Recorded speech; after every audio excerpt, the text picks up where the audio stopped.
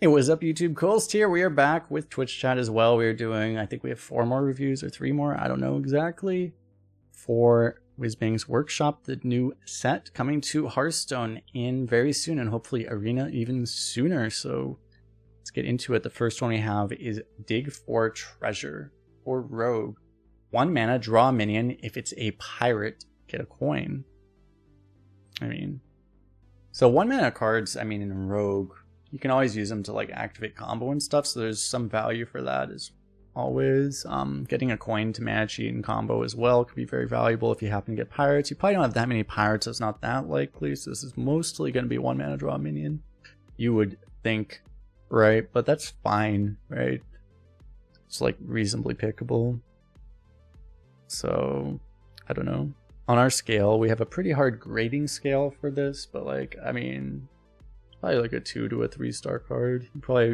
It's just decently pickable, probably. You wouldn't prioritize it super high, but it's nice. In some decks, the coin could be more valuable. You have Wishing Well or something. You have very specific things you want to cheat out, but so you might be more willing to go for it, but which is fine. It's a card you can take, but not a priority.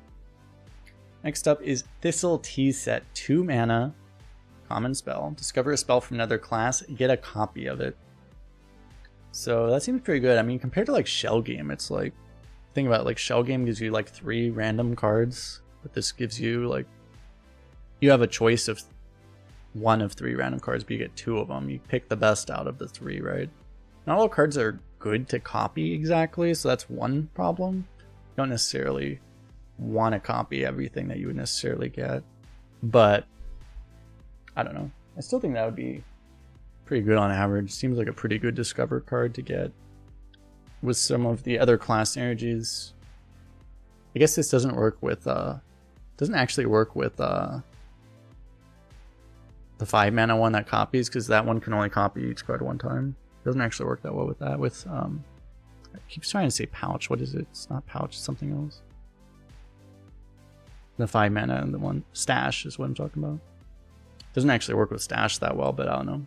Still should be really good. You're getting, hopefully, a really good spell, you would think, right? So 2 mana and discover 2 really good spells from another class. Should be good. So if I rate this like, probably give this like a 4, maybe. Probably like a 3.5 to a 4.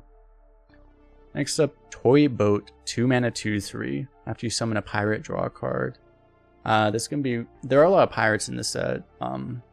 It's a little reliant on just what cards happen to be in the game. What sets happen to be in. We don't know exactly how diluted all the new really good pirates are going to be. That's going to determine if this is a good card or a bad card. In worst case, it's 2 mana 2/3, right? Which is okay. It would be like a 1.5 to a 2 on our list.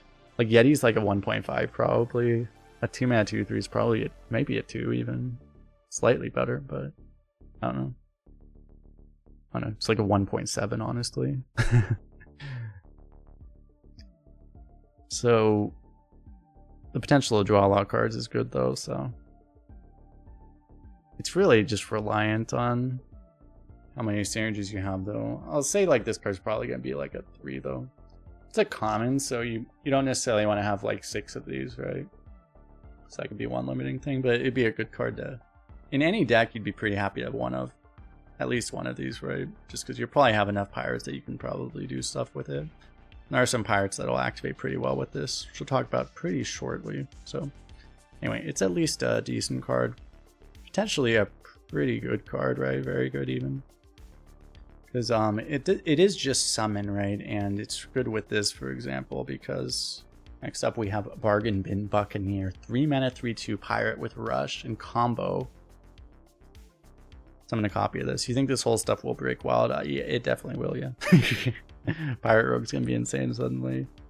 Yeah, so comboing a 3-drop's not that hard. You might not be able to do it on curve exactly, but yeah, it's a lot of stats that all have rush with 3 mana. All the pirate synergy, it's a very good card. Also, if you have the 1-drop that gives the attack buff to this, doesn't it like double buff the second one? Don't you get like a 4 and then a 5? So it's like 9 damage of rush for 3 mana. Kind of crazy. Yeah, it should just be really good. I don't know if this is a 5-star card exactly. I don't know if it's that good, but it's a good card. So probably like a 4, I would think, just because it's so much tempo and all the synergies and stuff. Next up, we have the Crystal Cove. 3 mana, 3 charged location. The next minion you summon this turn has its stats set to 4/4. This could be very good with like miniaturize, for example, which we will have an example of. I think every class just has like 1 miniaturize, but there's also neutral miniaturize and stuff. And you can also just play this with any little pirate that just happens to, you know, be good. It'd be really good with this thing, for example, too. I assume you would actually get double the... You would get double 4/4, right? I would think. So it should just be pretty good. It is a lot weaker than like, yeah, it's a lot weaker than Crystal Core, because Crystal Core would just last forever, but it's a good location, right? You choose when to use it, so it's not going to troll you or anything, right? You're just going to do it. It's hard to forget about this though, because like you actually have to like actively trigger it, so it's like it's hard to like actually troll yourself by misplaying. But like this should just be really good pretty much always. So you just do it when it's good, right? A lot of times you'll play this on turn 4 with a 1/1 or something, right? Rather than even just playing it on curve. So you just do it when it's good. Next up, we have Sonia Water Dancer. 4 mana, 3/3. After you play a 1-cost card, get a copy of it. Costs 0. It's pretty ridiculously broken with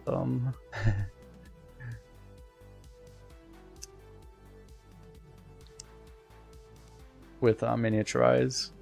Isn't this, by the way, can't you just play Mana Wraith with this and then you just literally like you're just like printing infinite money basically? You just play you play this and then a 1-drop and then you just play Mana Wraith. In Wild. Actual Mana Wraith deck. You Mana Wraith yourself to just get infinite like Alex Straz's or something. If you can somehow make Alex Straza cost 1. Wait, you can get like infinite Colossals too. Or you can get double Colossals with this. There's so many things you could do that's broken with this. In general though, I mean, as far as this card in Arena, the only problem is like how much payoff are you really getting out of this, right? You're gonna get like extra Swashbucklers or something, maybe. You might get an extra Miniaturize.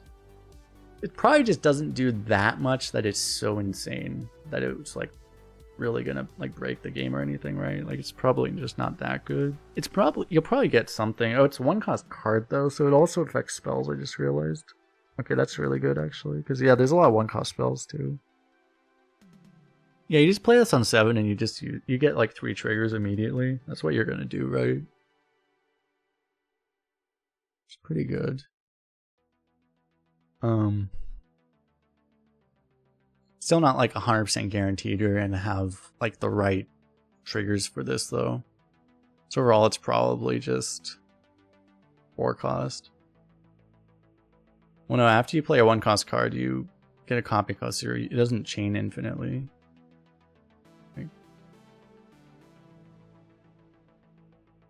It's pretty good though. I think I would just say it's like a 4-star card because it's, you should be able to do this, right? Like it's synergy reliant technically, but like what kind of rogue doesn't have 1-cost cards, right? It should be good. It should be good. Next up is Water Cannon. 4 mana, 3/3 weapon. After hero attacks, summon a 1/1 pirate that attacks a random enemy. This is going to be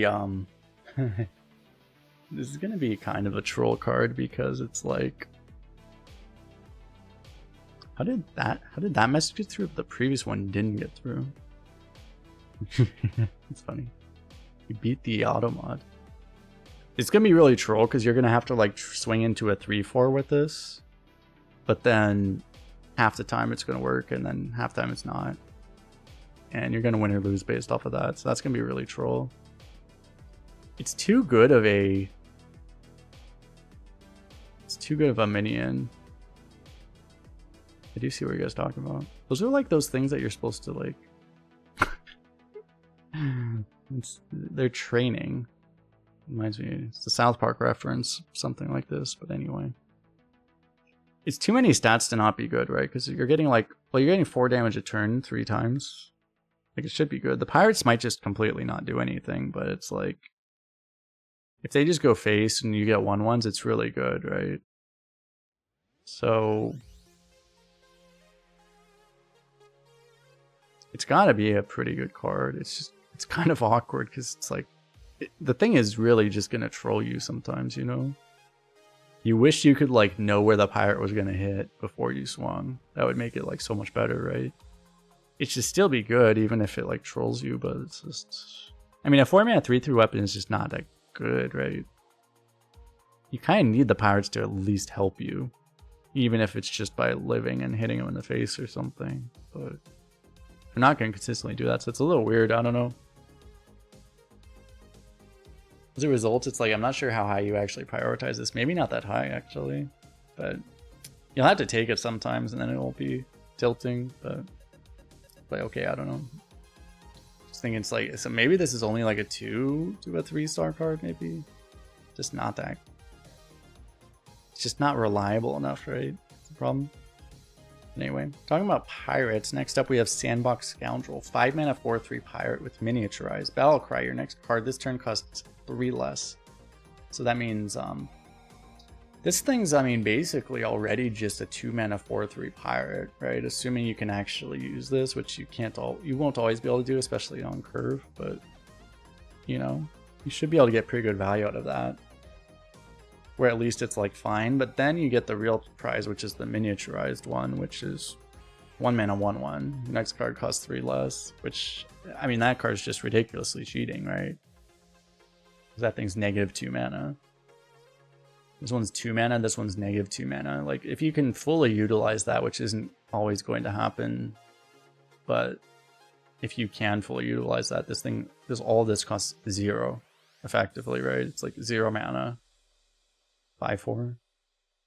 It does not, you do have to use it this turn, so you can't like set up the most insane thing ever, right? That's the one thing. But you can't like stack them because you can't play this and then this. If you had 2 of these, you could go this and then you could play another one of these and then I guess, but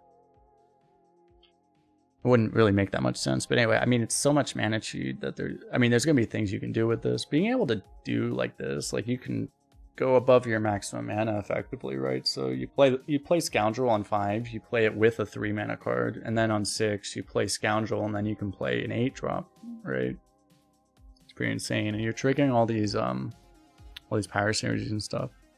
It's a little bit weird. It doesn't seem like a thing that like typically is like a very arena-like thing, but it's like, it's so good. Like, it should be, there should be things you can do, right? Like, there's gonna be things, and constructed is going to be insane, I'm sure. You can really build around the mana sheet, but it'll be hard to do that in arena, but it's still probably possible. Having said that, it's like, I don't know if I can give this like a 5 though, just because you can't expect to just super reliably really do something insane with this, but it's probably like a 4-star card, I would say. Next up, Shoplifter Goldbeard. 6 mana 5/5 pirate, something you could cheat out with the other guy. After you summon a pirate, summon a copy of it that attacks a random enemy, then dies. Problem is like, this is a 6 mana 5/5, and it's like, you really need it to do something, and how many pirates you're really going to have that would have meant you weren't playing your pirates earlier, potentially. And it's just, it's really good if you, I mean, you could just combo with this guy, for example, and then you get 4 of these, right? If you actually manage to buff these 2, you play it with the crystal core, you get like 4 4s. Pretty good upside, right? Except 2 of them die anyway. But they can go phase. It'd be nice. But I don't think it copies itself. No, I don't think it should work that way. It's just a little bit, it seems like a little bit unrealistic of a combo to expect if you're picking your 1 legendary, right? It's just like, I don't know. Seems a little hard, right? I can't imagine it's consistent enough to really be good. We don't know how many pirates there are going to be. If there's, I mean, if the rogue pool is like all pirates, then this card would be good, but that's not very likely. Probably it's probably just not going to be that consistent enough. I'll still give it like a 2 out of 5, I guess, but I can't imagine it's consistent enough because you just can't imagine you have that many pirates. You have to have like specifically pirates that are worth copying too, and it's just like because you just copy a swashbuckler, it's not it's not worth it, right? So I don't know. And last up for Rogue, we have Everything Must Go. 8 mana, epic spell, although it's not really 8 mana because it says summon 2 random 4-cost minions, which is not worth 8 mana, but it costs 1 less for each card you've drawn this turn. So the problem with that is, I mean, you know, we're not playing Constructed Miracle Rogue most of the time in Arena, so drawing cards generally costs you mana. And unless you happen to have the toy boat, unless you happen to have this and you have a bunch of 0 mana pirates somehow, there'd be a way to do it with, like, if you have toy boat with this thing getting cheated out by this guy while also having this equipped or something. Like, there's like a potential way you could do it, right? Otherwise, but yeah, the one exception is 777s, because that's the one thing you could do. 777s actually makes it go straight to 0 because you've already drawn a card, right? It starts at 7, by the way, right? Because you always start your turn by drawing a card unless you're in fatigue, or you discard or you overdraw. But yeah, it's like the one activator for this, the one realistic activator is 777s. So if you have a 777s, the thing is that even if you have one 777s, it's still risky because you still have to like draw the 777s, right? But the card isn't that bad because, I mean, you can just play it for 7 and it's probably bad, but at least it's playable and at least it does something, right? And you might be able to play it a little cheaper, right? But that's what you really want, is you just want to have 777s. So if you don't have 777s, you probably rate this card. It's probably generous to say 2. It's probably like a 1.5, if that. It might even be lower. But if you have 777s, it probably jumps up to like a 3 to a 4, right? It's pretty much it, you know. If you have a crazy pirate high roll, you might be able to make it better, but still pretty unrealistic. But with that, let me know what you guys think in the comment section below. Appreciate you guys hanging out. Hit all the like, subscribe, all that stuff, you know. I should probably say that too, I guess. But yeah, appreciate you guys. Of course, we'll see you guys in the next one. Peace out.